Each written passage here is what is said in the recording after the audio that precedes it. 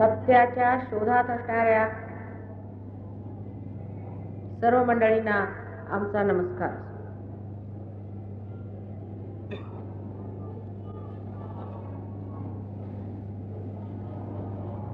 आजचा विषय आपल्याला त्यांनी सांगितला आहे की प्रपंच आणि सहयोग यांचा काय संबंध आहे तो मी सांगितला पाहिजे. पहिल्यांदा शब्द प्रपंच हा काय येतो आपण पाहायला पाहिजे. प्र आणि पंच. पंच काय तर आपल्यामध्ये जी पंचभूत आहेत त्यांनी निर्माण केलेली परिस्थिती, पण ती प्र लावून त्याचा अर्थ दुसराच होतो.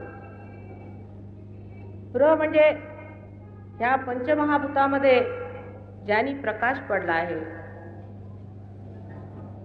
तो प्रपंच. अवकाची संसार सुखाचा करीन असं जे म्हटलं ते सुख प्रपंचातच मिळालं पाहिजे. प्रपंच सांडून परमेश्वर मिळवता येत नाही. पुष्कळांची अशी कल्पना आहे की योग म्हटला म्हणजे कुठेतरी हिमालयावर बसायचं आणि गाठून मारायचं. हा योग नव्हे, हा हट्ट आहे. हट्टच नव्हे पण थोडासा मूर्खपणा पण. ही जी कल्पना लोकांनी धर्माबद्दल करून ठेवली आहे ती अत्यंत चुकीची आहे. विशेष करून महाराष्ट्रामध्ये जेवढे संत साधू झाले सगळ्यांनी प्रपंच केला. फक्त रामदास स्वामींनी प्रपंच नाही केला, पण प्रत्येक दासबोधातून प्रपंचच वाहतोय. म्हणून प्रपंच साडून तुम्ही परमेश्वर मिळवू शकत नाही हे त्यांचं वाक्य अनेकदा आलेलं आहे. आणि म्हणून प्रपंचातून उठून आपण परमेश्वर मिळवायचा ही कल्पना बरेच वर्षापासून आपल्या देशात आलेली आहे. त्याला अनेक कारण आहेत. कारण बुद्धाला उपरती झाली, तो संसार सोडून बाहेर गेला आणि त्याच्यानंतर त्याला आत्मसाक्षात्कार झाला. पण तो जेव्हा संसारात होता तेव्हाही त्याला झाला नसता अशी गोष्ट नाही. समजा आम्हाला दादरला यायचं आहे तर आम्ही सरळ भोपट मार्गाने इथे पोहोचू शकतो. पण जर आम्हाला इथून भिवंडीला जायचं, मग तिकडून आणखीन पुण्याला जायचं, आणखीन फिरून 4 ठिकाणी मग परत आम्ही दादरला येऊ शकतो. म्हणजे रस्ता एक सरळही असू शकतो आणि दुसरा जो रस्ता आहे तो खूप फिरून आला म्हणजे काय तो खरा मार्ग नव्हे.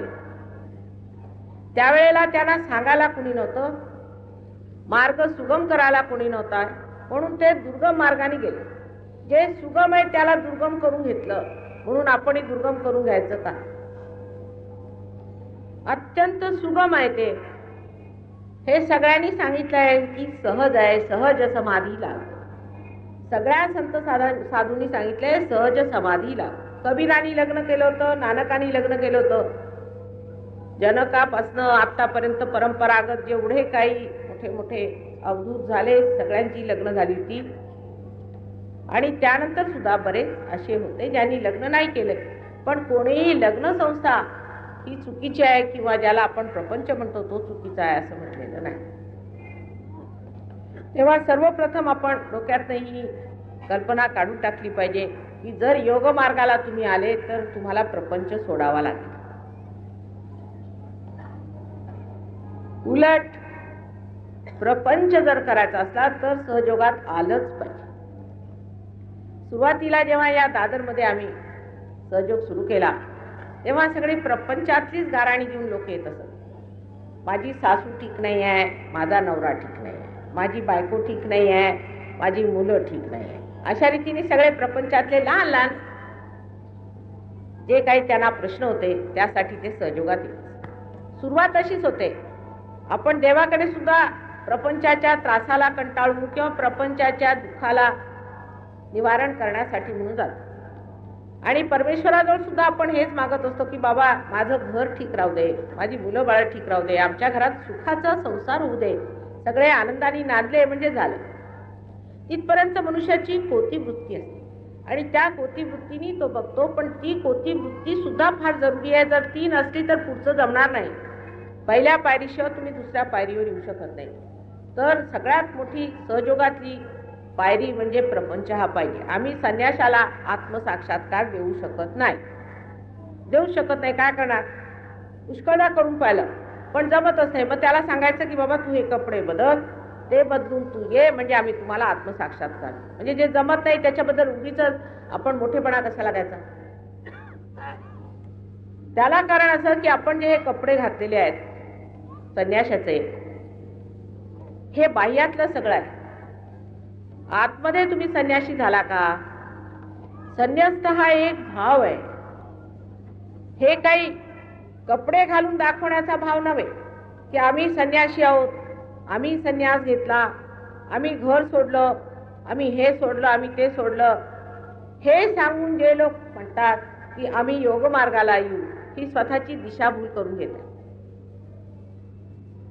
जर तुम्ही पलायनवादी आहात, एस्केपिसिझम तुमच्यामध्ये असलं तर त्याला काहीच इलाज नाही. पण ज्या माणसामध्ये थोडीशी सुद्धा सुबुद्धी असेल त्याने विचार करावा की ह्या जिथे आम्ही प्रपंचात आहोत तिथून आम्ही निघू, जर काही मिळवलं तरी त्याचा उपयोग काय? समजा एखाद्या जंगलात तुम्हाला घातलंय आणि तिथे पाणी नाही आणि तिथे बसून जर तुम्ही म्हणाला की बघा मी पाणी प्याल्याशिवायच मेलो किंवा राहतो, तर काय विशेष आहे? पाण्यात राहूनच जर तुमच्यामध्ये अशी परिस्थिती आली की तरी सुद्धा तुम्हाला काही पाण्याची गरज लागत नाही, तुम्ही पाण्यात राहूनच त्या पाण्यापासून अलिप्त आहात, अशी जर तुमची स्थिती आली तर खरा प्रपंच झाला. आणि त्याची आज आपल्याला फार गरज आहे. तशा प्रपंचाची आपल्याला जनकाबद्दल माहीतच असेल की नचिकेताला असं वाटलं की हा जनक राजा, जो म्हणजे आपल्या डोक्यावर मुकुट धारण करतो, त्याच्याकडे सगळ्या दास दासी वगैरे नृत्य गाणी वगैरे होत असतात, हा आमच्या जेव्हा आश्रमात येतो तेव्हा आमचे गुरु उठून त्याच्या पायावर कशाला पडतात? असा हा कसा थोर? तर गुरुनी सांगितलं बरं बाबा तू जा आणि बघ हा थोर काय.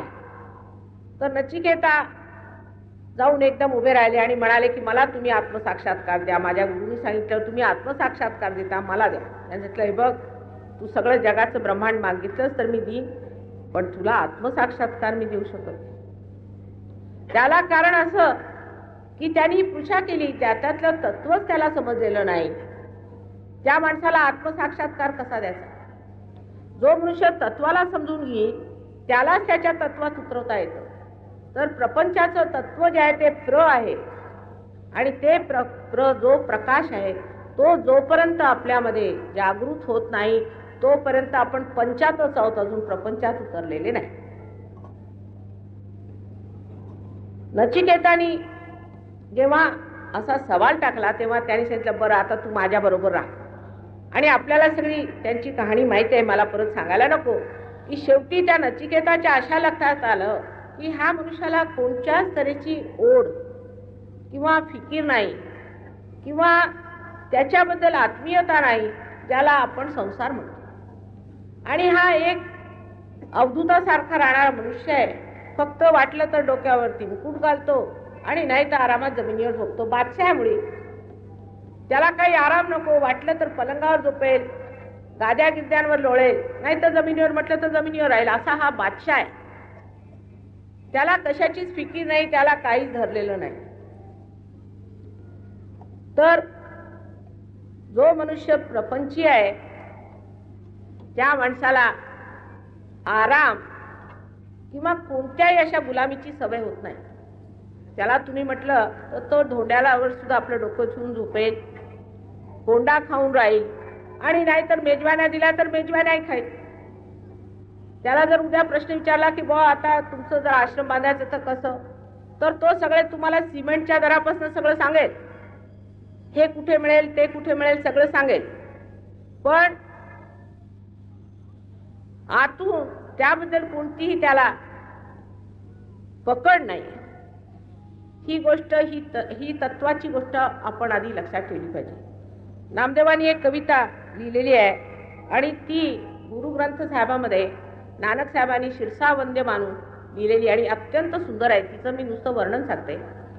त्या कवितेत असं म्हटलेलं आहे की आकाशात भरारी मारत पतंग उडत आहे आणि एक मुलगा पतंग ती हातात धरून उभा.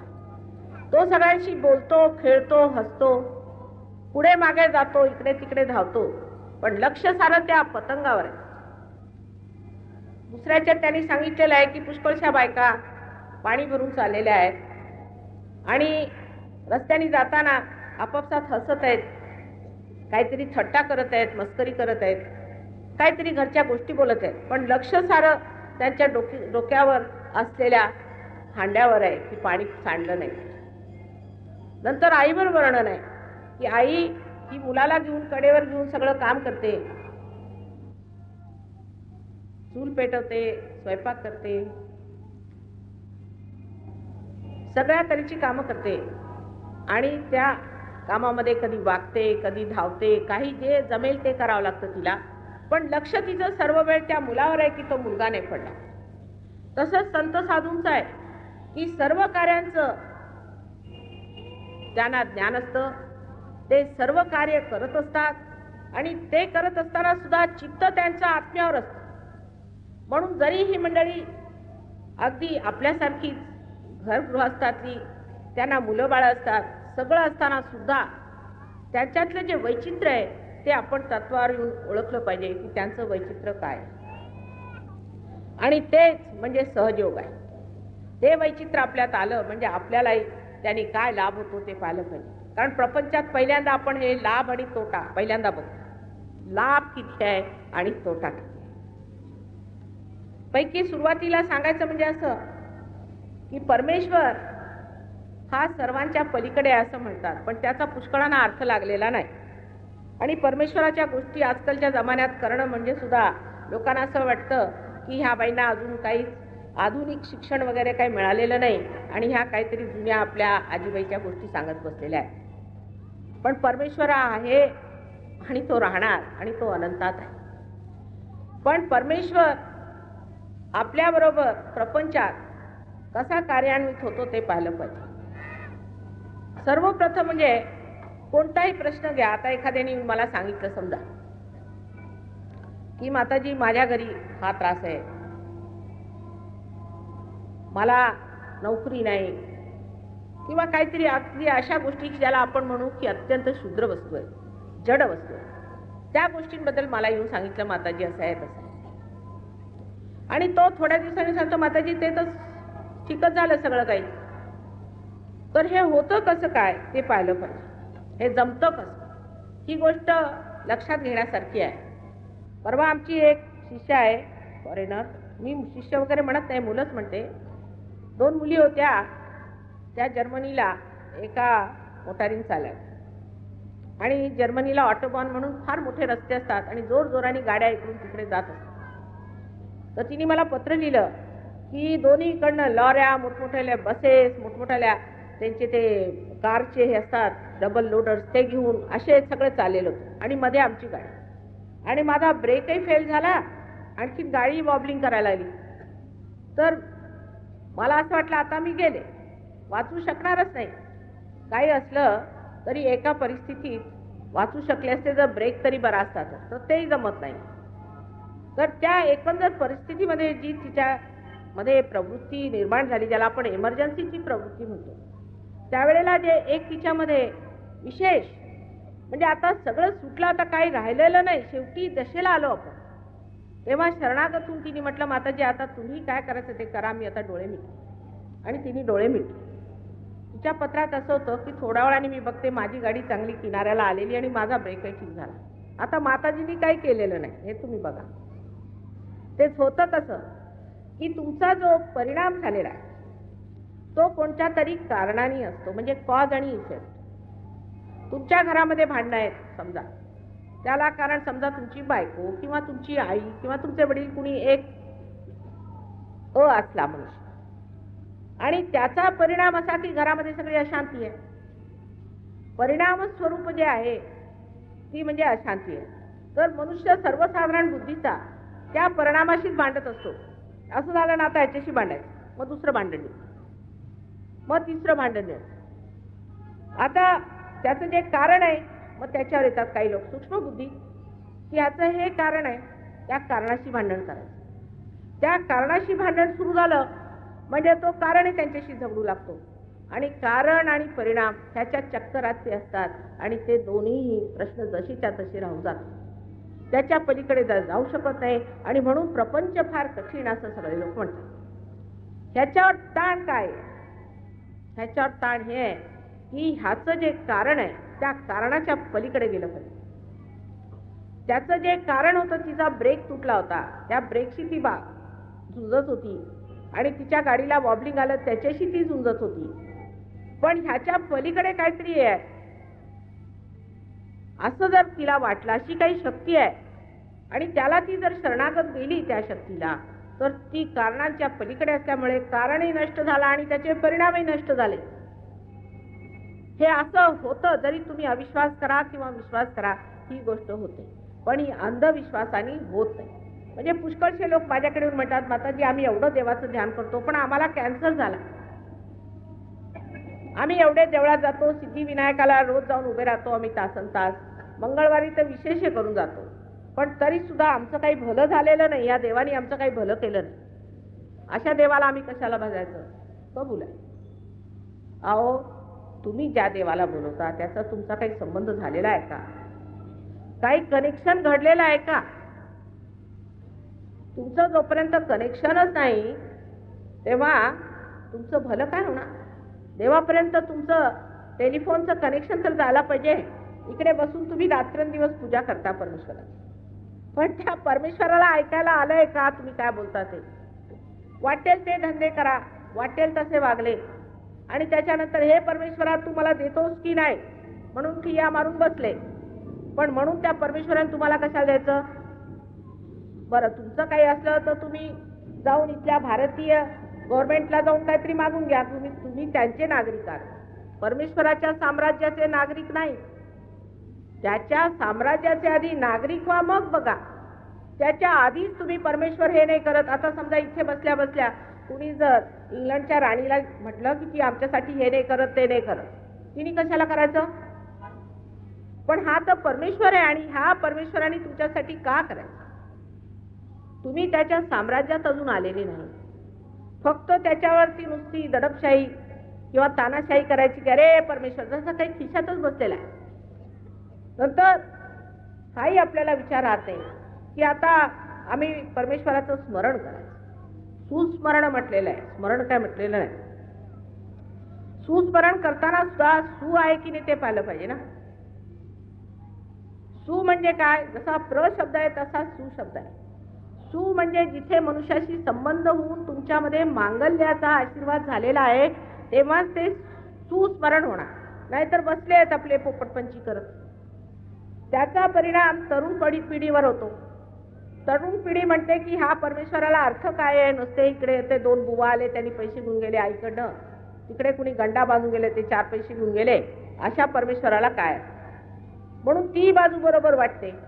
मग त्याच्यात जास्त लोक जाऊ लागतात की परमेश्वर हा नाही. पण सर्वप्रथम जे आपलं चुकलेलं आहे ते हे की आमचा परमेश्वराशी संबंध आहे का? आमचा त्यांच्यावर अधिकार आहे का?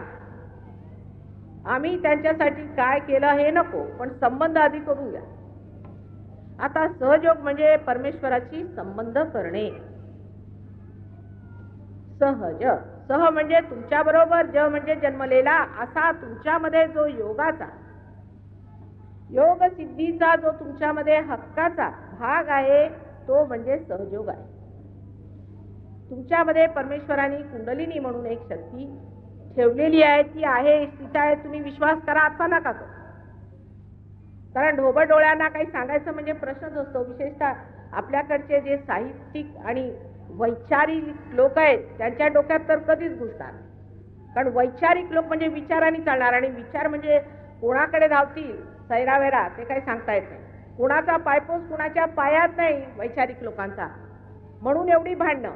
तेव्हा विचारांच्या पलीकडे जी शक्ती आहे, जिच्याबद्दल आपल्या देशात तरी परंपरागत अनादी काळापासून सांगितलेलं आहे, तिकडे थोडं तरी लक्ष द्यायला पाहिजे. पण अहंकार इतका आहे या वैचारिक लोकांमध्ये की तिकडे लक्षच द्यायला तयार नाही.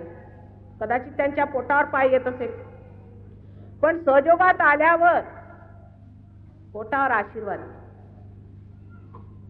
परमेश्वराशी संबंध झाल्यावर तुमचे प्रश्न असे सुटतात की तुम्हाला स्वतःला आश्चर्य होतं की असं आम्ही केलं तरी काय, एवढं परमेश्वराने आम्हाला दिलं तरी कसं, एवढी व्यवस्था झाली तरी कशी, असा प्रश्न तुम्ही स्वतःला विचारून अगदी स्तंभित होता. ज्ञानदेवांचं आता आपण ऐकलेलं आहे, त्यांनी जे वर्णन केलेलं आहे ते आजचं सद्यस्थितीतलं हे सगळं होणार आहे. जो जे वांछिल लाहो ते सगळं होणार आहे, पण ते करण्यासाठी फक्त कुंडलिनी जागृत आधी करून घ्या. त्याच्याशिवाय मात्र आम्ही कोणतंही वचन देणार नाही आणि आश्वासन देणार नाही. मिनिस्टर लोकांसारखं जे आहे ते आपल्याच भाषेत आपल्या तऱ्हेचं मी बोलते, काही साहित्यिक बोलत नाही. जसं आई घरगुती बोलते तसं आपल्याला मी समजावून सांगत आहे की आपल्यामध्ये ही शक्ती, ही संपदा आहे, ती मिळवून घेतली पाहिजे. तुम्ही प्रपंचात गुरफटले असं म्हणतात. गुरफटले म्हणजे काय? हा असा आपण विचार केला, आता मी फार गुरफटलो आहे. गुरफटलो म्हणजे कसे गुरफटले? तर हे ती नसत्या गोष्टींचं मला जास्त महत्व झालेलं आहे. आता म्हणजे माझं हे महत्व आहे की मला नोकरी मिळालीच पाहिजे. नोकरी का मिळत नाही? कारण बेकारी जास्त आहे. बेकारी का जास्त आहे? म्हणजे फार बेकार वाढले म्हणून. तर ते वाढतच जाणार. ह्या कारणा पलीकडे जायचं कसं? त्याला इलाज हा की जी शक्ती सगळीकडे वास करते त्या शक्तीचं आलंबन केलं पाहिजे. सर्वप्रथम ही शक्ती आपल्यामध्ये मूळाधार चक्रावर असते. मूळाधार चक्रामध्ये ही जी शक्ती असते ती प्रपंचामध्ये कशी कार्यान्वित असते ते बघा. आपलं लक्ष तिकडे असायला पाहिजे आणि विचार हा केला पाहिजे. सर्वप्रथम मूळाधारामध्ये असलेली कुंडलिनी शक्ती श्री गणेश कृपेने तिथे बसलेली आहे. आता ह्या महाराष्ट्राला फार मोठं वरदान आहे म्हटलं पाहिजे की श्री गणेश इथे अष्टविनायक बसलेले आहे. हा तुमच्यासाठी फार मोठे परमेश्वरांनी उपकार दिले आहेत. त्याच्यामुळेच महाराष्ट्रात सगळ्यात जास्त सहयोग जमतोय मला. कारण गणेशाची जी खोली आहे, जे सखोल त्याचं तुमच्यावरती आवरण आहे, त्या आवरणाने खरोखर माझी फारच मदत झाली. तर हा श्री गणेशच तुमच्या मूलाधारात बसलेला आहे. आता एखादा डॉक्टर असला, आपल्या घरी फोटो लावून ठेवेल गणेशाचा, वाटलं तर एक देऊळही करेल, तिथे जाऊन रोज नमस्कार करेल, पण त्या गणेशाचा आणि डॉक्टरीचा काही संबंध आहे ते मात्र त्याच्या लक्षात कधी येणार नाही आणि तो मान्यही करणार नाही. पण गणेशाशिवाय डॉक्टरी सुद्धा काही नाही. आता ही जी गणेश शक्ती तुमच्यामध्ये वास करते, त्या गणेश शक्तीमुळे आपल्यामध्ये जी मुलं बाळ होतात ती सर्व त्या गणेश शक्तीमुळे होतात. आता हा विचार करा की एक आई आणि एक वडील, त्यांचे चेहरे मोहरे जसे आहेत तसाच तो मुलगा जन्माला येतो. हजारो लोक, करोडो लोक त्या देशात, तसेच इतर देशात सुद्धा आहे. पण प्रत्येकाचा मुलगा आणि मुलगी एक तर आई वडिलांवर किंवा आजोबा आजींवर, कुणावर तरी फॅमिलीच्या एकंदर चेहऱ्या मोहऱ्यावर जाते. तर ह्याचं जे चयन आहे ते कोण करतं? तर आपल्या घरामध्ये जर गणपती असला तर हे आपलं एक कर्तव्य आहे की त्याचं जे इनसेन्स आहे, त्याची जी अबोधिता आहे ती आपण स्वीकार्य केली पाहिजे. ही आपल्यामध्ये जर अबोधिता आली, घरामध्ये लहान मुलं असतात, लहान मुलं म्हणजे किती अबोध. त्यांच्या समोर आपण शिव्या देतो, वाईट शब्द अशा वातावरणात त्यांना वाढवतो जिथे सगळं अमंगळ आहे, त्यांना वाटेल ते करू देतो किंवा त्यांच्याकडे लक्षच देत नाही. हे घरातले गणपती त्यांच्या संवर्धनात, संगोपनात आपल्याला लक्ष नाही. आजकाल तर इंग्लंडमध्ये मी बघते की 80 वर्षाच्या बायका सुद्धा लग्न करतात. तेव्हा आता काय बोलावं ते समजत नाही. आणि तिथलं इथे आणू नका म्हणजे मिळवलं. इथली गाण तिथेच राहू द्या. ते सडत आहेत त्यांना सडू देत, तुम्ही तिकडे घेऊन येऊ नका. ते अतिशहाणे, त्यांचे बैल रिकामे आहेत. तेव्हा त्यांची आपल्यावरती अवकृपा झाली नाही पाहिजे. आधी हा निश्चय केला पाहिजे जर तुम्हाला आपले प्रपंच टिकवायचे आहेत. हे सगळे सुशिक्षित लोकांना मला सांगायचं. सुशिक्षित बरं का, शिक्षित नाही, सुशिक्षित. तर हा श्री गणेश आपल्यामध्ये बसून आपल्या मुलांचं संगोपन करतो. पहिल्यांदा जनन, मग संगोपन. आणि तो जो भोळा गणेश आहे तो सगळ्या घरांना, घरातल्या लोकांना आनंद देतो. एक घरात मूल जन्मलं म्हणजे किती आनंद होतो आपल्याला. आणि त्या मुलापासून कितीतरी आनंदाच्या लहरी घरात पसरत असतात. पण एखाद्या घरात मूल असलं की कसं ओळख वाटतं, किती त्याच्यामध्ये असं वाटतं की या घरात येऊच नाही. कारण तिथे किलबिल नाही मुलांची, त्या हसणं नाही, ते खिदळणं नाही, त्या खोड्या नाहीत, त्याला काही माधुर्य राहत नाही त्या घरात. पण आजकाल जमाना दुसरा झालेला दिसतोय. कारण जितके देश श्रीमंत आपण म्हणतो ॲफ्लुएंट आहेत, त्या देशामध्ये मुलंच होत नाहीत. मायनस. त्यांची लोकसंख्या घटत चालली. आणि आपल्या भारतवर्षाला लोकसंख्या वाढत आहे म्हणून लोक म्हणतात की फार वाईट आहे तुमच्या भारत देशाला एवढी लोकसंख्या वाढली नाही पाहिजे. कबूल. पण सांगायचं असं की जी मुलं आज जन्माला येत आहेत त्यांना सुद्धा डोकं असतं. ते काय त्या देशात जन्माला येणार नाही जिथे रोजच नवरा बायको डिवोर्स घेतात आणि मुलांना मारूनही टाकतात. त्या आमच्या नशिबीच आहे. कारण इथे आई वडिलांना मुलाच्या बद्दल जी आस्था, जे प्रेम आणि जी सहज सुबुद्धी आहे ती ह्या लोकांमध्ये मुळीच नाही. तुम्हाला आश्चर्य वाटेल की त्या लंडन शहरामध्ये एका आठवड्यामध्ये 2 मुलं आई वडील मारून टाकतात. ऐकावं तेवढं थोडं, मला तर रोजच शॉक लागत असतो. आणि त्यांना त्याचं काहीच वाटत नाही. कारण अहंकारात इतके डुबलेले लोक आहेत की त्यांना ह्याच्यात काही चुकलंय असं वाटतच नाही. तिथे गेल्यावर कळतं की इथला माणूस किती चांगला आहे. इथले टेलिफोन्स ठीक नाहीत, कबूल. माईक ठीक नाही, कबूल. बाकी गाड्या ठीक नाहीत, कबूल. पण माणसं ठीक आहेत. पण ते जे ठीक आहे त्या ठीकपणामध्ये जे गहनातलं गहन आहे ते गणेश तत्व आहे. आणि जर ज्या घरामध्ये गणेश तत्व ठीक नसलं तिथे सगळं चुकलेलं आहे. जिथं मुलं व्रात्य आहेत, उदंड झाली आहेत, वाईट मार्गाला लागले आहेत, त्याचा दोष मी आई वडिलांना देईन, समाजापेक्षा. आजकाल आई सुद्धा नोकरी करते, वडील सुद्धा नोकऱ्या करतात, तरी सुद्धा जितका वेळ तुम्ही आपल्या मुलांबरोबर घालवता तो किती गहन आहे हे पाहिलं पाहिजे. आता सहयोगात आल्यावर काय होतं हे पाहिलं पाहिजे. म्हणजे सहयोगाचा संबंध तुमच्या मुलांशी कसा आहे ते पाहिलं. सहयोगामध्ये जेव्हा गणेश शक्ती तुमच्या जागृत होते कुंडलिनीमुळे, तेव्हा सर्वप्रथम मनुष्यामध्ये सुबुद्धी येते. आपण त्याला विनायक म्हणतो आणि तो सगळ्यांना सुबुद्धी देणार आहे आणि खरोखर तो सुबुद्धी देतो. मी अशी मुलं पाहिली आहेत, त्यांना माझ्याकडे लोक घेऊन आले की त्यांनी सांगितलं वर्गात ढ आहे नुसता, उद्दामपणा करतो, मास्तरांना बोलतो. मी त्याला विचारलं का रे बाबा असं का करतोस? म्हणजे मला काही येत नाही, मास्तर मला सारखं बोलत असतात, मग मी काय करणार. तो ढ मुलगा फर्स्ट क्लास फर्स्ट पास होतो. असं कसं घडतं?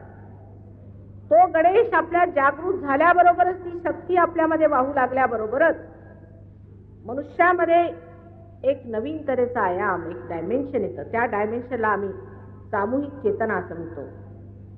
त्या नवीन चेतनेमध्ये तो ज्या गोष्टी आपल्याला साधारणपणे दिसत नाहीत, समजत नाहीत, उमगत नाहीत आणि वळत नाहीत, त्या सहजच करून टाकतात. हा नया आयाम ज्याला म्हणतात, किंवा ही एक जी नवीन चेतना शक्ती आपल्यामध्ये येते, त्या शक्तीच्या दमावर मनुष्य खरा समर्थ होतो. आणि त्या समर्थतेतच ही मुलं ज्यांना आपण म्हणतो की बेकार गेलेली आहेत, काही कामाची नाही, दारू पितात. आजकाल आपल्याला माहिती आहे की ड्रग्सचं फार सुरू झालेलं आहे. कधी आम्ही जन्मात चरस म्हणजे काय पाहिलं नव्हतं. आता असं कळतंय की ते शाळेमधनं आता आजकाल चरस विकतात. ह्या सर्व मूर्खपणाच्या कल्पना सुबुद्धी नसल्यामुळे येतात. ती सुबुद्धी जागृत झाल्याबरोबर जे चरस पीत होते इंग्लंडमध्ये किंवा अमेरिकेत, ते सोडून शहाणे झाले. ही सहयोगाची शक्ती आहे. मुलांमध्ये अदब आहे, अत्यंत अदब आहे. प्रत्येक घरामध्ये मी बघते आजकाल की मुलांना अदब नाही. कारण आई वडील सुद्धा आपापसात भांडतात, ताडताड बोलतात, मुलांचा मान ठेवत नाही, मुलांना वाटेल तसं वागवायचं. मग मुलंही तशीच प्रतिकृती जी आई वडिलांची तशीच होऊन ते सुद्धा त्यांना ताडताड बोलतात. सहयोगामध्ये आल्यानंतर आई वडिलांची कुंडलिनी जर जागृत झाली आणि मुलांची झाली तर अत्यंत व्यवस्थितपणे आदराने लोक वागतात. पहिल्यांदा आदर जागृत होतो. कुणाला म्हटलं तर आदर जागृत होणार नाही, पण सहयोगाच्या ह्या कुंडलिनी जागृतीने पहिल्यांदा मनुष्यामध्ये आदर येतो. हळूहळू आपल्या देशामधनं आदर म्हणजे फक्त एखादा मनुष्य सत्ताधीश असला की त्याचाच करायचा अशी प्रथा पडत चाललेली आहे. पण खरी सत्ता ही गणेशाची आहे. त्याची सत्ता ज्याच्याजवळ असेल त्याच्याच पायावर गेलं पाहिजे. बाकी सगळे बाजारबुणगे त्याळवावरचं पाणी म्हटलं तसे आले आणि उद्या संपणार, त्यांना काही अर्थ नाही या लोकांना. तेव्हा त्यांच्या समोर जाऊन मान वाकवली पाहिजे ज्यांनी गणेशाला आपल्यामध्ये जागृत केली. गणेश शक्ती जागृत होतात. पुरुषांमध्ये फार फरक तो म्हणजे असा की आजकाल पुरुषांची दृष्टी फार फिरायला लागली. चंचल आज्ञाचक्र धरलं जातं. सारखं वेड्या पिशासारखं बघत राहायचं इकडे तिकडे. बघ्या म्हणतात तसे बघ्या. आजकाल बघ्यांची म्हणजे रेलचेल आहे. महाराष्ट्रात सुद्धा सुरू झालं. आम्ही जेव्हा लहान होतो, शाळेत कॉलेजमध्ये शिकत होतो, आम्हाला बघेन त्यावेळेला आम्ही बघितले नव्हते. पण आता हे नवीन एक आधुनिक लोक निघालेले आहेत जे बघे आपले डोळे सारखे फिरवत असतात. त्यांनी किती आतली आपली शक्ती नष्ट होतीये आणि त्याच्यामध्ये कोणताही आनंद नाही. जॉयलेस परस्यूट म्हटलं पाहिजे. त्याच्यामध्ये आपलं डोकं घालायचं आणि डोळे फिरवत राहायचे सारखे. इकडे बघ, तिकडे बघ, तिकडे बघ, तिकडे बघ. म्हणजे जाहिराती बघायच्या. तर एखादी जाहिरात राहिली म्हणजे त्यांना असं वाटतं की आपलं काहीतरी चुकलंच की काय, की पाप केलं. परत डोळे फिरून ती जाहिरात वाचायची. प्रत्येक गोष्ट पाहिलीच पाहिजे असा हा जो डोळ्यांना त्रास आहे तो पार नष्ट होऊन मनुष्य एकाग्र दृष्टी, अशी दृष्टी वाढत गेली की गणेश शक्ती जर जास्त जागृत झाली तर कटाक्ष निरीक्षण म्हटलेलं आहे. तुमचा कटाक्ष कुठे पडला तर कुंडलिनी जागृत होणार. कुणाकडे तुम्ही बघितलं तर त्याच्यात पावित्र्य आलंच पाहिजे. इतकं पावित्र्य डोळ्यामध्ये येऊन जातं. हे फक्त गणेशाचंच कार्य आहे आणि हा आपल्या घरातच गणेश नांदत आहे. आपण आपल्यातला गणेश एवढा ओळखला नाही. जर ओळखला असता तर आपण पावित्र्याला धरून असतो. जे पवित्र आहे ते आपण केलं असतं. पण आपण आपल्या गणेशाची पूजा केली नाही. काय हरकत नाही. आपल्या घरात मुलं आलेली आहेत, त्या गणेशाला बघा, त्यांना पूजनीय करा आणि तुमच्यातलाही गणेश तुम्ही कुंडलिनी जागृत करू. पण सहयोगाचं वैशिष्ट्य असं आहे की हे सहजच होतं. त्याला काहीही करावं लागत नाही. कुंडलिनी जागृत झाली म्हणजे सहजच ही गणेश शक्ती आपल्यामध्ये जागृत होऊन मनुष्याला सुबुद्धी होऊन त्याचं सगळं काही वागणं एक विशेष तऱ्हेच होऊन जातं. आता साहित्यिक लोक जर असतील तर ते कदाचित असं म्हणतील की माताजी काहीतरी भ्रामक गोष्टी सांगतात. पण तुम्हाला आश्चर्य वाटेल की अहमदनगर जिल्ह्यामध्ये सहयोगामुळे 10,000 लोकांनी दारू सोडलेली आहे. 10,000 लोकांनी. मी काही दारू बंदी करा वगैरे काही म्हणत नाही, मी काहीच म्हणत नाही. तुम्ही काही असलं तरी या आधी तुम्ही कसे तरी या. आल्यावर तुमचा दिवा पेटवून घ्या. दिवा पेटला म्हणजे त्याच्यात काय दोष आहे ते तुम्हाला दिसणार. जोपर्यंत दिवा पेटला नाही तोपर्यंत साडीला काही लागलेलं आहे का ते दिसणार नाही. एकदा दिवा पेटला कसाही, अगदी थोडासा जरी पेटला तरी तुमच्या नजरेत येईल आमचं काय चुकलेलं आहे. आणि तुम्हीच तुमचे गुरु होऊन घ्या आणि स्वतःला बरं करून घ्या, स्वतःला पवित्र करून घ्या. आणि जे लोक पवित्र असतात त्यांच्या आनंदाला काय परिवार पारावार राहत नाही. त्यांनी सांगितलं की जब मस्त हुए फिर क्या बोले. मस्तीत आलो आम्ही, त्या मस्तीत आम्ही आता बोलायचं तरी काय अशी स्थिती होऊन जाते. पवित्रता हे आनंददायी आणि आनंददायीच नाही आहे, सबंध व्यक्तित्वाला एक तऱ्हेचा सुगंध आहे. असा मनुष्य कुठेही उभा राहिला तर लोक म्हणतील की आहे बा काहीतरी विशेष आहे या गृहस्थामध्ये. ह्याच्या चेहऱ्यावरनं दिसतंय, ह्याच्या एकंदर वागण्यावरून दिसतंय, ह्याच्या बोलण्यावरून दिसतंय की हा मनुष्य काहीतरी विशेष. ज्यांना विशेष नाही व्हायचं त्यांच्यासाठी सहयोग नाही. ज्यांना विशेष व्हायचंय, कारण तुम्ही आहात, तुम्ही विशेष आहात, तुमच्यातच हे सगळं काही निहित आहे, ते तुम्हाला मिळवायचं आहे. ज्यांना विशेष व्हायचं आहे त्यासाठी, त्या प्रपंची लोकांसाठी, प्रपंचात राहणाऱ्या लोकांसाठी सहयोग आहे. ज्यांना काही व्हायचं नाही, आम्ही अगदी अत्यंत ठीक आहोत, आम्हाला काहीच नको माताजी, बरं नमस्कार, तुमच्यावर काही आम्ही जबरदस्ती करू शकत नाही. अहो जर तुम्हाला संपूर्ण स्वातंत्र्य मिळवायचं असलं तर तुमची स्वतंत्रता आम्हाला बघायची आहे. तुम्हाला जर नरकात जायचं तर जा व्यवस्थित, आणि जर स्वर्गात जायचं असलं तर या.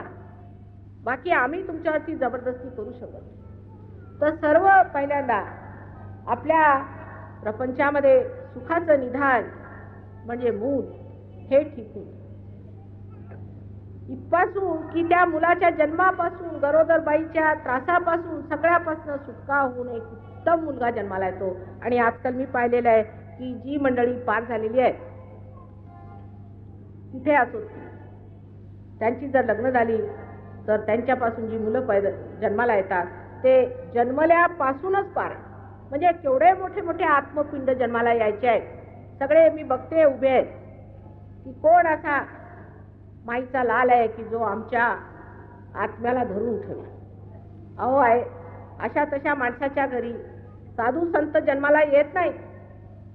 असे मोठे मोठाले आत्मपिंड आज जन्माला येणार आहेत. आणि त्याच्यासाठी अशा लोकांची गरज आहे की त्यांचे प्रपंच हे खरोखर प्रकाशित, आणि असे प्रकाशित प्रपंच करण्यासाठी तुम्ही सहयोग घेऊन आपली कुंडलिनी जागृत करू. ते झाल्यानंतर दुसऱ्या चक्रावर, ज्याला आम्ही स्वाधिष्ठान चक्र म्हणतो, प्रपंचामध्ये फार लाभ. स्वाधिष्ठान चक्राचं पहिलं कार्य हे आहे की तुमची गुरुशक्ती वाढते. घरामध्ये मी पाहिलेलं आहे पुष्कळशी वडील म्हणजे काहीच नाही, आई म्हणजे काहीच नाही, लहान लहान मुलं 15-16 वर्षाची ती विशेष. आजकाल तर मी बघते बाजारात गेल्या बा एखाद्या आमच्या म्हाताऱ्या वयस्कला कधी साडी घ्यायचा म्हणजे प्रश्नच. कारण आजकाल सगळ्या तरुण मुलींसाठी साड्या, म्हाताऱ्या लोकांसाठी काही साड्या बिड्या बनवायची आजकाल पद्धत राहिली नाही. पूर्वीच्या काळी म्हाताऱ्या लोकांच्या जवळ पैसे असायचे तर त्यांच्यासाठी सगळं असायचं. आता म्हाताऱ्यांना कोणी विचारतच नाही, तेव्हा त्यांच्यासाठी एक साडी जरी घ्यायची म्हटली व्यवस्थित एक लग्नासाठी तर ती मिळणं कठीण. तर त्यावेळेला जी गुरुशक्ती आपल्यामध्ये येते तेव्हा हे म्हातारपण, हे वयोवृद्ध आपण झालेलं, त्याच्यातली जी तेजस्विता आहे ती जागृत. त्यांनी एक मोठा मनुष्य, आता आपण बघतो का की आपले वडील सुद्धा काहीतरी मूर्खासारखे वागतात, आई महामूर्खासारखी वागते. तिला काय बोलायचं होतं ताळतंत्र नाही, अशिक्षित आहे, जंगल्यासारखी वागते. बाहेरून लोक आले की त्यांच्यासमोर कसं वागायचं तिला येत नाही, सारखी ओरडत असते. तिला आपलं सारं लक्ष तिचं किल्ल्यांकडे, नाही तर जातपात घेऊन त्याच्यावर भांडणं. कोकणस्थाचं लग्न कोकणस्थाशीच झालं पाहिजे, देशस्थांचं देशस्थाशीच झालं पाहिजे, आणि त्यातल्याही पोटजातीतच झालं पाहिजे. नाही झालं तर सासू लागली त्रास द्यायला सासूने. हे जे सगळे प्रकार आहेत म्हातारपणचे, ते सगळे जाऊन त्या म्हातारपणामध्ये एक तऱ्हेची तेजस्विता आहे, राजबिंडापणा. आपल्या गौरवात असा मनुष्य उभा झाला म्हणजे तुम्हाला असं अरे बापरे आमच्या वडिलांना झालं काय. तेव्हा पूर्वीचे जे दादा कोंडे वगैरे पद्धतीचे लोक होते तेच उभे झाले की काय असं वाटायला लागतं, आणि लगेचच त्यांच्या समोर आपल्या मानाचं.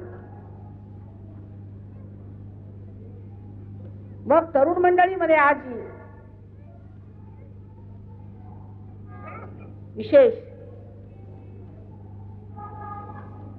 खळबळ चाललेली आहे. उठल्या सुटल्या घटस्फोट, बायकोशी पटत नाही, आईशी पटत नाही, वडिलांशी पटत नाही, घरात राहत आहे, परत घर सोडून बाहेर जायचं, लहान लहान गोष्टींवर भांडणं तंटे हे असल्या गोष्टी चालतात. नोकऱ्या नाही, पैसे नाही, व्यसन लागले. सर्व तऱ्हेने आजची तरुण पिढी एका मोठ्या संक्रमण कालामध्ये पदार्पण करत आहे. त्यांची पार्श्वभूमी फार मोठी आहे. मी सांगते महाराष्ट्राची तर पार्श्वभूमी फारच मोठी आहे, पण ते सगळं विसरून ते वाचायचं नाही, ऐकायचं नाही. आता संगीताचंच आपल्याकडे केवढं दान आहे महाराष्ट्रात, संतांचं केवढं दान आहे आपल्याच्यात, पण ही सगळी पुस्तकं कोण वाचतं. काहीतरी घाणेरडी पुस्तकं रस्त्यावरनं घ्यायची, ती वाचायची, काहीतरी अत्यंत कृत्रिम आणि सुपरफिशियल अशा रीतीने आजची तरुण पिढी चाललेली आहे. त्या तरुण पिढीला जर असं ठेवलं तर वाऱ्यावर विरून जाणार, बेकार जाणार, काही कामाची राहणार नाही. मला विचारा तुम्ही, मी अमेरिकेला गेले होते तर 65% पुरुष बेकार झालेले आहेत. तिथले जे लोक आहेत आता त्यांना ही भीती बसली, तिथे एड्स म्हणून एक आजार आलेला आहे, तो सगळ्या तरुण लोकांना खात सुटलाय आणि त्यांना समजत नाही की ह्या आजारातून निघायचं कसं. त्याला कारण असं की ह्याच्यात काय आहे वाईट, हे केलं तर काय वाईट. असतील रामदास स्वामी, ते पुराणातली वांगी पुराणात ठेवा, आम्हाला काय करायचं आहे, आम्ही आता मॉडर्न झालो, निघाले मोठे मॉडर्न व्हायला, पण ते मॉडर्न कुठे गेले आहेत ते जाऊन बघायला पाहिजे ना. त्या देशात जाऊन तुम्ही बघा त्या तरुणांची काय स्थिती आहे. जर तुम्ही नॉर्वे आणि स्वीडन देशांमध्ये जाऊन बघितलं, आपले इथले साहित्यिक इथेच बसून खरडे घाशीत असतात, तिथे जाऊन जरा बघायला पाहिजे. तर तिथले तरुण लोक रात्रंदिवस हाच विचार करत असतात की आम्ही कशा प्रकारे आत्महत्या करावी. एकच विचार आहे त्यांच्या डोक्यात की आता आत्महत्या हाच आम्हाला एक मार्ग आहे. तर वाऱ्यावर जे विरून गेलेले लोक आहेत, तसलं मॉडर्न व्हायचं असलं तर आमचा नमस्कार. पण जर तुम्हाला आपल्या शक्तीवर उभं राहायचं, त्याच्यावर जी इमारत बांधायची आहे, कारण तुम्ही विशेष आहात, तर मात्र तुमचं जर असं जे वागणं चाललेलं आहे ते थोडं थांबवायला लागेल, थोडं शांत होऊन विचार केला पाहिजे. हे सगळे जे वेड्यासारखे धावत सुटलेले आहे, ती जी रॅट रेस आहे, त्याच्यात मी धावतोय का, एक मिनिट शांत उभं राहून विचार केला पाहिजे की आमचा वारसा काय. बापाचं जर एक एवढंच चिरगुट जरी राहिलं तरी मुलं जातील कोर्टात भांडायला, पण ह्या देशाची, आपल्या देशाची इतकी मोठी परंपरा आहे, तिकडे मात्र कुणाचंच लक्ष नाही की ती वाहत चालली, ती गेली, संपत चाललेली आहे, तिचा आम्ही काय फायदा करून घेतलेला आहे. त्याची जाणीव सहयोगात आल्यावर तरुण मुलांना होते, कारण सर्वप्रथम त्यांना कळतं की आम्ही आहोत त्याच्यापेक्षा काहीतरी विशेष आहोत. मी लहान असताना माझ्या वडिलांनी मला सांगितलं होतं की सर्वात पहिल्यांदा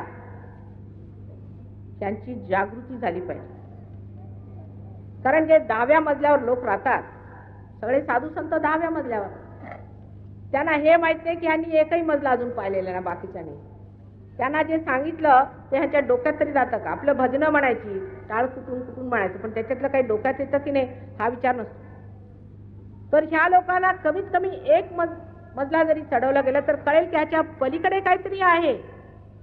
तेव्हा ह्या मानवीय चेतनेच्या पलीकडे एक फार मोठी महान चेतना आहे, जिला ऋतंभरा प्रज्ञा म्हणतात, की तुम्हाला सहज सुगमच मिळते, ती मिळवून तुम्ही काय आहात तिकडे आधी तुमचं दर्शन व्हायला पाहिजे. तुम्ही किती महान आहात, किती मोठे आहात, आणि तुम्ही आपल्या आयुष्याचा जो खेळखंडोबा मांडलेला आहे तो तुम्हाला शोभतो का?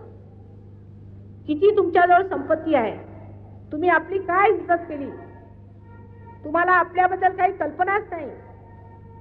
हा विचार थोडासा आपण लक्षात घ्यावा आणि सहयोगात येऊन आपली जागृती करून घ्यायची.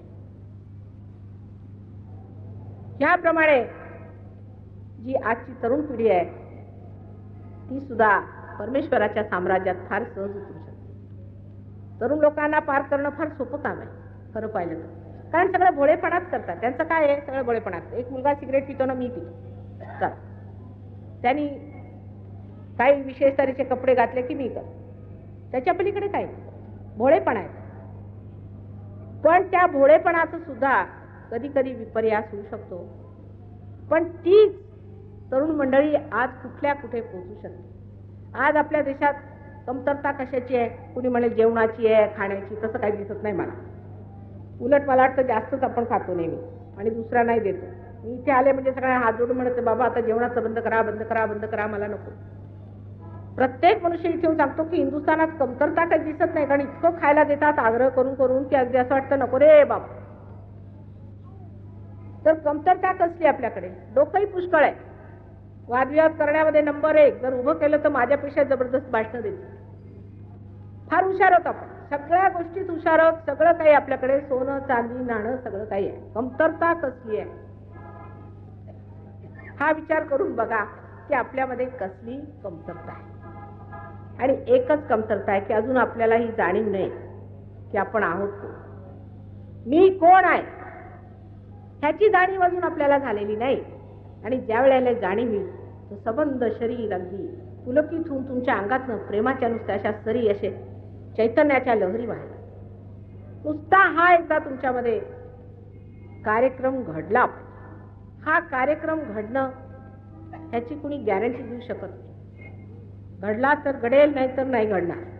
आज नाही घडेल तर उद्या घडेल, पण एवढी गॅरंटी मात्र खरी की जर तुम्ही आलात वारंवार तर अगदी घडणार. पण दुसरी गॅरंटी मात्र तुम्ही द्यायला पाहिजे की हा कार्यक्रम घडल्यानंतर तुम्ही मात्र जमलं पाहिजे. आता हजारो मंडळी इथे आलेली आहेत, सगळे पार होतील बहुतेक परमेश्वरी कृपेने. त्याच्यानंतर मग झालं, आता आम्ही पार झालो अवधूत. एका लहान बीला जसं रोग येतं तसंच तुमची कुंडलिनी सुद्धा अगदी आतून ब्रह्मनाडीत न धावते. एक केसासारखी फक्त उठवते, पण ती पुढे वाढवायची कशी, तिला पाणी कसं द्यायचं, तिला सांभाळून कसं न्यायचं, तिचा वृक्ष कसा करायचा, हे सगळं तुम्ही शिकलं पाहिजे. तिकडे लक्ष द्यायला पाहिजे. आणि त्याच्यासाठी आपल्यामध्ये अजून ती सखोल प्रवृत्ती आलेली, म्हणजे ज्याला म्हणतो आपण सिरियसनेस नाही आहे, त्याचं गांभीर्य आपल्यामध्ये नाही आहे. ते गांभीर्य सुटलेलं आहे. ते गांभीर्य मात्र आपल्याला परमेश्वरी कृपेने अत्यंत होतं. आणि ते ह्या एका 50 वर्षामध्ये असं कुठे लोप होऊन गेलं ते समजत नाही. या प्रपंचामध्ये जे तुमचे आर्थिक प्रश्न, महाराष्ट्रामध्ये पहिला म्हणजे माताजी तुमच्यामुळे गरिबांना काय फायदा होईल. अहो तुम्ही गरीब आहात का श्रीमंत, हा मध्यम आहोत म्हणा. बरं मग काय तुमचा काय फायदा पाहिजे. तुम्ही मध्यम असा नाही तर श्रीमंत असा नाही तर अति श्रीमंत असा नाही तर गरीब असा, कोणालाही समाधान नाही. एक रेडिओ आला तर आता त्याचा तो व्हिडिओ आला पाहिजे, व्हिडिओ आला तर अमुक आला पाहिजे, मग त्याच्यानंतर मग एरोप्लेन आला पाहिजे, त्यांनी आणखी पुढे काय आणतील देवाला. म्हणजे एक साधारण इकॉनॉमिक्सचं शास्त्र आहे की इन जनरल सर्वसाधारणपणे वॉन्ट्स कधीच पूर्ण होत नाही. तुम्हाला एक इच्छा झाली ती पूर्ण होईल इन पर्टिक्युलर, पण सर्वसाधारण होत नाही. आज एक झाली तर दुसरी, दुसरी झाली तर तिसरी. म्हणजे एक गोष्ट स्पष्ट आहे की जी आम्ही इच्छा केली ती शुद्ध इच्छा नव्हती. जर ती शुद्ध इच्छा असती तर आमची जी इच्छा पूर्ण झाली त्याच्यामध्ये आम्हाला पूर्णपणे समाधान झालं असतं, पण झालं नाही ना. झालं का आता तुम्हाला काही पुढे नको पाहिजे ना? म्हणजे तुमची शुद्ध इच्छा नव्हती. जी तुम्ही इच्छा केली ती शुद्ध नव्हती, अशुद्ध इच्छेत राहिला. म्हणून एक केली तर दुसरी, दुसरी तर तिसरी, तिसरी तर चौथी, अशा चक्करात तुम्ही फिरून राहिले. आता शुद्ध इच्छा ही साक्षात कुंडलिनी आहे, कारण ती परमेश्वरी इच्छा आहे. ही जागृत झाल्याबरोबर जी तुम्ही इच्छा कराल, जे जो वांछील ते तो लाभो. म्हणजे इतकंच आहे की तुम्हाला असं वाटतं आता झालं बा, आता आपल्याला काही नको, पण तुमच्या ज्या काही इच्छा आहेत त्या पूर्ण होतात. पण त्या इच्छा अशा जड वस्तूंच्या ना, अशा मोठ्या प्रगल्भ होऊन जातात. आणि तुमचं जे काही आहे लहान सहान ते कृष्णाने सांगितलं की योगक्षेम वहाम्यहम. जेव्हा तुमचा योग घडीत होईल तर क्षेम हे होणारच. पण योग आधी सांगितला, क्षेम योग नाही सांगितला कृष्णाने सुद्धा. योगक्षेम वहाम्यहम, आधी योग झाला पाहिजे. सुदाम्याला आधी जाऊन कृष्णाला भेटावं लागलं, तेव्हाच त्याची द्वारिका सोन्याची झाली. तुम्ही तुमचं म्हणणं असं आहे की नाही, आम्ही इथेच बसू आणि इथेच करा का म्हणून तुम्ही एवढे अधिकार लावता परमेश्वरावर. ते एवढंच नाही की 4 पैशाची फुलं घेतली परमेश्वराला घेऊन आले म्हणून. उलट फार चुकत आहे त्याच्यामध्ये. पुष्कळ लोकांना मी पाहिलेलं आहे की जे शिवभक्त आहेत, शिव शिव शिव शिव करतात, त्यांना हार्टचा अटॅक येतो आणि शिव तुमच्या हृदयात बसलेले. मग असं कसं? त्यांना हार्टचा अटॅक कसा आला? कारण शिवच नाराज झाले. तुम्ही कुणालाही असं बोलत राहिले सारखं तर माणसाला हे वाटायचं की हा मनुष्य मला कशाला एवढा त्रास देतोय. अहो उद्या तुम्ही जर जाऊन या राजीव गांधीच्या तिथे जाऊन राजीव राजीव राजीव म्हटलं तर तुम्हाला अरेस्ट करतील लोक. तसंच झालेलं आहे. आणि त्याच्यामुळे आपल्याला न धड परमेश्वर मिळत आहे न प्रपंच मिळत. तर मध्य मार्गात यायला पाहिजे. आणि मध्य मार्ग त्याला सुषुम्ना नाडीचा मार्ग म्हणतात. इथून जेव्हा कुंडलिनीचं जागरण होतं तेव्हा मनुष्य मधोमध येऊन संतोषात संतोषात येत. सांगायचं म्हणजे एक थोडासा पर्यायी सांगते की आजकाल हे संतोषी देवीचं व्रत निघालं. अहो संतोषी म्हणून कुणी देवीच नाही. सिनेमावाल्यांनी काही टूम काढली की लागलं त्याचं व्रत करायला. जे संतोषाचं जे सगळं स्रोत आहे ती कशी संतोषी होणार हो? आणि अशा रीतीने काहीतरी भलतं काढायचं, उपास करायचा, आजचं म्हणे आंबट नाही खायचं, अमुक करायचं तमुक करायचे, कसली तरी धतिंग करत बसायची आणि मग परमेश्वराला दोष लावायचा की आम्ही एवढं केलं तरी आम्हीच आजारी आहोत. त्याचा सांगोपांग विचार केला पाहिजे. आणि परमेश्वराचे जे नियम आहेत त्याचं जे सायन्स आहे ते तर शिका तुम्ही आधी. ते शिकल्याशिवाय भलतं सलतं करता आणि मग त्याचं काय वाईट झालं की त्या परमेश्वराला कशाला दोष आहे. परमेश्वर आहे किंवा नाही ते सिद्ध करायलाच आम्ही आलेलो, अगदी सिद्ध करायला. तुमच्या हातातच वाहणार आहे. हाताच्या बोटावर परमेश्वर तुम्हाला मिळणार आहे. पण त्याला तयारी आहे का? तुमची आधी डोकं जास्त चालणार. माताजी काय बोलतात ते थोडं डोकं थंड करा म्हणजे होईल. कारण तुमचे प्रश्न तुमच्या डोक्याने जर सुटले असते तर आम्हाला एवढी मेहनत करायला नको. पण ते तुमच्या डोक्याने सुटण्यासारखे नाहीतच. तुमचे राजकीय प्रश्न सुटणार नाही, सामाजिक सुटणार नाही आणि तुमच्या प्रपंचातले तर प्रश्न मुळी सुटणार. कारण राजकीय प्रश्न तरी काय, आता म्हणे आम्ही म्हणे कॅपिटलिस्ट त्याच्यासाठी भांडत बसलो. काय सुखी आहेत का लोक तिथे? स्वतंत्रता तरी झेपता येते का त्यांना? दुसरे म्हणे आम्ही म्हणे कम्युनिस्ट आहे. अहो आम्ही खरे कॅपिटलिस्ट, कारण आमच्याजवळ सत्य आहे आणि आम्ही सगळ्यात कम्युनिस्ट कारण दिल्याशिवाय राहत नाही. आम्ही खरे आहोत. बाकी ह्या ज्या बरोबरच्या गोष्टी आहेत त्या गोष्टीमध्ये तुम्ही रमू नका. तुम्ही परमेश्वराचं साम्राज्य मिळवा आपल्यामध्ये आणि त्याचे नागरिक व्हा. मग बघा तुम्ही काय होता. त्याला प्रपंच सोडायला नको, पैसे द्यायला नको. याला कसले पैसे द्यायचे? अहो ही जिवंत शक्ती तुमच्यामध्ये जिवंत प्रक्रिया आहे. तुम्ही जर एखाद्या झाडाला पैसे दिले तर तो काय तुम्हाला फूल देईल का? त्याला समजतं का पैसे विषय काही? तसंच परमेश्वर आहे, त्याला काही समजत नाही पैसे विषय. एका बुवाबाजी आणायची, बुवाला बसवायचं, रे तू पैसे घे. खेडेगावात तर म्हटलं अरे माताजी पैसे देते, बरं 10 पैसे नाही तर 25 पैसे घ्या माताजी.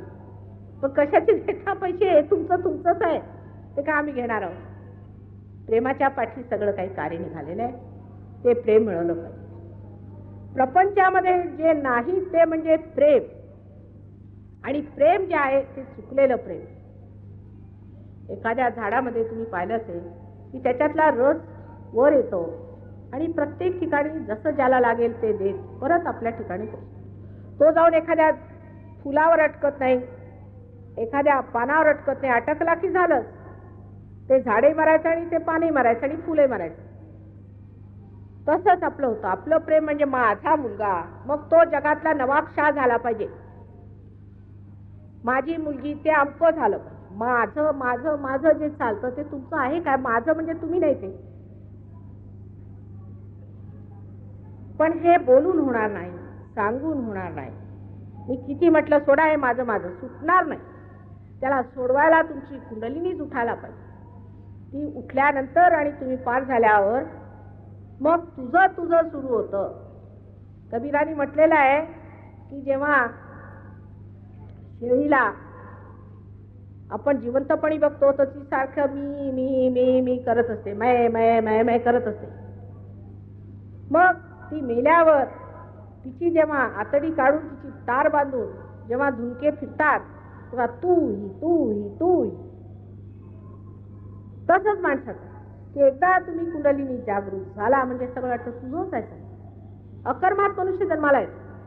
मग ही मुलं काय बाळ काय सगळी तुझीच. आणि आश्चर्य वाटतं लोकांना हे सगळं बघ कसं होतंय, कसं घडतंय, कसं बनतंय, कसं.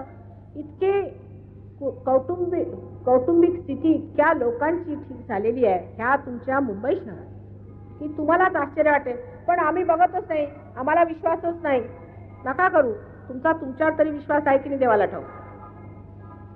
तर आता ह्या नसत्या वर्तमानपत्रवादीपणाला सोडून काहीतरी खरोखर वर्तमानात जे होतंय ते बघितलं पाहिजे. आता कृष्ण झाले ते काहीतरी एक संपदा घेऊन एक परंपरा घेऊन आले. त्यांनी एक ऋषीचं कार्य केलं, जगामध्ये हे बी पेरलेलं आहे आणि आज ती संपदा तुम्हाला ह्या स्थितीला आणते की तुम्ही जसे काही फुलातनं फळं होणार आहे ती तुम्ही मिळवून घेतली पाहिजे. ह्यावेळा जर तुम्ही चुकलात तर नेहमीसाठी चुकाल. आणि अशा रीतीने प्रपंचातले सगळे प्रश्न सुटून तुम्ही परमेश्वराच्या प्रपंचात येतात. त्याच्या प्रपंचात आल्याशिवाय सुखाचा तुम्हाला धागा दोरा सुद्धा मिळणार नाही. सगळे जगातले क्लेश एक परमेश्वराच्या चरणी जातात असं म्हणतात. पण त्याचा अर्थ असा नाही की तुम्ही जाऊन विठ्ठलाच्या ह्याच्यावर डोकं आपटायचं. विठ्ठल आपल्यामध्ये जागवला पाहिजे. आणि तो कसा जागवायचा? त्याला काहीही करावं लागत नाही. तो साक्षात तुमच्यात आहे. फक्त कुंडलिनीचं जागरण झालं म्हणजे जसा दिवा पेटवावा तसा तो पेटवा. ज्या घरामध्ये परमेश्वराचा दिवा तेवत राहील तिथे कसलं दुःख आणि कसलं दैव, कसली गरिबी आणि कसले आतंक. असा हा सुखाचा संसार झाला पाहिजे. आणि त्यासाठी आम्ही खेडोपाडी सगळीकडे फिरत असतो. आपण नम्रपणे माझी ही विनंती आहे की कोणत्याही गोष्टीचा आक्षेप न घेताना स्वतःकडे लक्ष देऊ आणि विचार करून ही जी आपल्यामध्ये शक्ती आहे ती जागृत करून घ्यावी आणि स्वतःच्या प्रपंचाचा आणि सर्व संसाराच्या प्रपंचाचा उद्धार करावा अशी मी तुम्हाला हात जोडून विनंती करते.